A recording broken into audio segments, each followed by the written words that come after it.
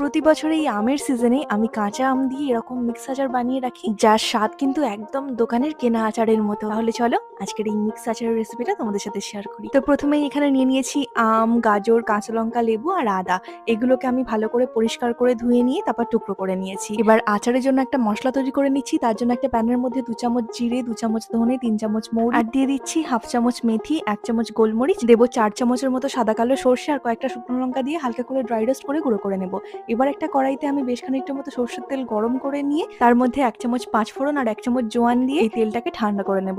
একদম ঠান্ডা হয়ে গেলে তারপরে এর মধ্যে সমস্ত সবজিগুলো দিয়ে দেবো স্বাদ মতো নুন, একটু হলুদ গুঁড়ো, কাশ্মীরি লঙ্কার গুঁড়ো, বিট নুন আর দিয়ে দেবো আগে থেকে বানানো আচারের মশলাটা আর 1 চামচের মতো একটু ভিনেগার দিয়ে দিচ্ছি। তারপর ভালো করে সবকিছুকে মিশিয়ে নিয়ে একটা পরিষ্কার কাঁচের বয়ামের মধ্যে আচারটাকে ভরে এই আচারটাকে রোদে রাখবো 3 থেকে 4 দিনের জন্য। এর মধ্যেই এটা তৈরি হয়ে যাবে, তবে একটু বেশি সময় ধরে রাখলে আচারটার স্বাদ আরো বেশি বেড়ে যাবে।